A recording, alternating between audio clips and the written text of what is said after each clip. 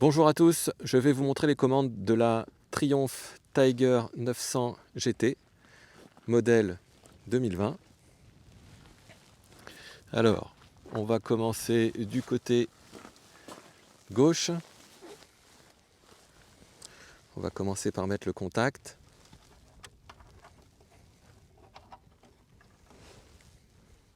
Alors l'écran met un peu de temps à s'allumer, on peut démarrer tout de suite, hein. Voilà, donc côté gauche ici, on va commencer par cette gâchette. C'est la commande des appels de phare qu'on voit apparaître donc ici. En fonction de la position de ce bouton, donc là en feu de jour, quand on tire la gâchette, on fait des appels de phare. Et là, quand on est en feu de croisement, donc la nuit, et qu'on tire sur la gâchette, les pleins phares restent fixes. Voilà, donc feu de jour, feu de croisement, et en fonction de ça, la gâchette fait des appels de phare ou met les phares en fixe. Ici, on a le bouton des poignées chauffantes, donc ça apparaît en bas à droite de l'écran, donc 3 niveaux de chauffe. En fonction de l'équipement de votre moto, ici, vous aurez donc siège chauffant et les feux additionnels. Ici, on a le régulateur de vitesse. Alors, pour l'activer, on appuie une première fois vers le bas, on rappuie une deuxième fois pour régler la vitesse. À partir de là, on peut accélérer ou ralentir. Dès qu'on touche embrayage, frein, ou même qu'on repousse la commande de gaz de cette façon-là, on coupe le régulateur et il suffit de rappuyer vers le haut pour rappeler la dernière vitesse programmée. Ce bouton-là vous permet d'accéder aux différents modes de conduite. Donc on le voit ici, donc pluie, route, le mode sport et le mode off-road. Donc en fonction de chaque réglage, on voit ici que l'ABS, la réponse de l'accélérateur et l'antipatinage donc, sont adaptés à chaque mode de conduite. Clignotant gauche, droit, rappel au centre, bon, rien de particulier à signaler. Ce bouton-là vous permet de... Donc quand on le pousse vers la droite ou vers la gauche, là on a les trips journaliers, trip 1, trip 2. Si je pousse le bouton vers le haut, donc ça c'est le réglage de l'écran. Donc là, l'écran est en automatique, c'est-à-dire en fonction de la luminosité, il va passer de couleur sombre aux couleurs claires. J'appuie à nouveau vers le haut. Donc là, on a la conso moyenne et l'autonomie. Donc ça, c'est le trip 1 et le trip 1, et je pousse vers la droite, vers la gauche pour le trip 2. Trip 1, trip 2, trip 2, trip 1, pardon. Si je maintiens appuyé sur le bouton comme ça, eh bien, j'ai mis à 0. Ok. En dessous, ici, on a le klaxon. Côté droit, ici, on a les warnings. Bon, rien de particulier à signaler. Ici, le coupe-circuit, on pousse vers le haut.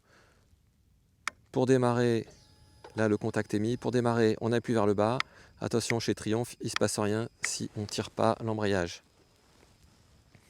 Le bouton ici vous permet d'accéder au bouton menu.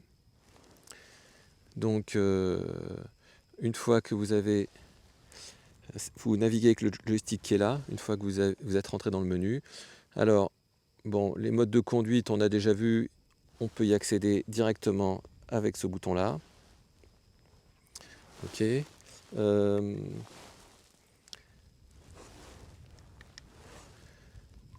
Donc, les réglages de la moto, alors, donc, bon, le TSA, c'est le shifter. Les clignotants, donc, ils s'éteignent automatiquement. Donc il y a deux réglages possibles. L'anti-patinage, bien sûr, il faut le laisser activer. Et puis là, on a la maintenance.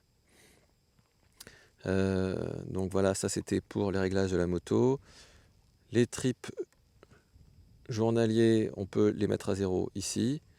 Les réglages de l'écran, donc on peut, alors ici on peut modifier les couleurs, bon, selon vos goûts.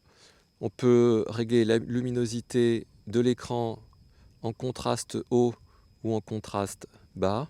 Alors Visible Trace, c'est là qu'on définit toutes les infos qu'on peut voir apparaître par défaut à l'ordinateur de bord. Donc en fonction... donc là on a déjà choisi ce qui était le plus intéressant pour vous. Le style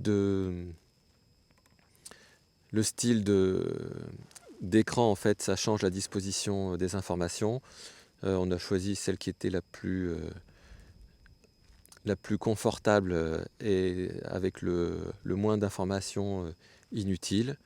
Voilà, bon, sachant qu'on peut également commander le volume de la musique si on a connecté son téléphone et un casque Bluetooth à la moto. Et on peut répondre aussi à ses SMS, ses appels, etc. Bon, voilà pour l'essentiel au niveau du menu. La trappe à essence, bon, rien de particulier. Elle s'ouvre avec la clé de la moto. Donc on met du samplon 95 ou 98 ou même E10. Ici, on a le réglage de la bulle. Alors, il suffit de repousser la barre vers l'avant et ça permet de... Bon, pas forcément facile en roulant, mais ça se fait. Pour accéder sous la selle, c'est donc avec la clé de la moto, la serrure est de ce côté-là. Donc, on tourne la clé. Je vais essayer de faire ça à une main. On soulève la selle arrière. Voilà. On a ici un compartiment pour son smartphone.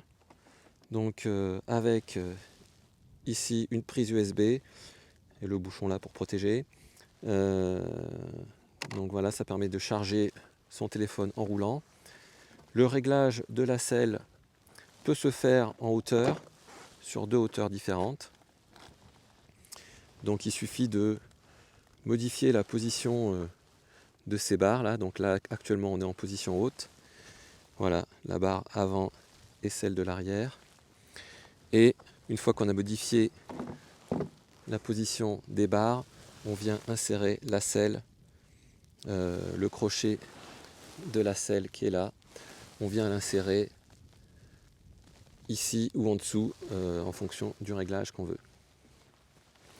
Bien sûr, sous la selle, vous trouverez donc un gilet jaune à mettre en cas d'urgence.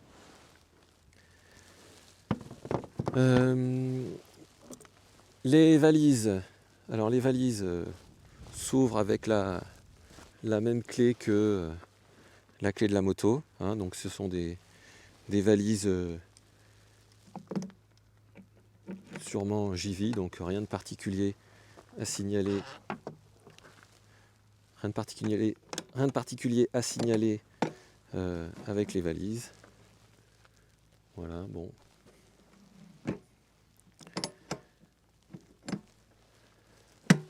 Ensuite, dernière chose, oui, alors le réglage de la suspension peut se faire beaucoup plus facilement que sur l'ancienne génération. Donc il y a simplement cette molette à tourner.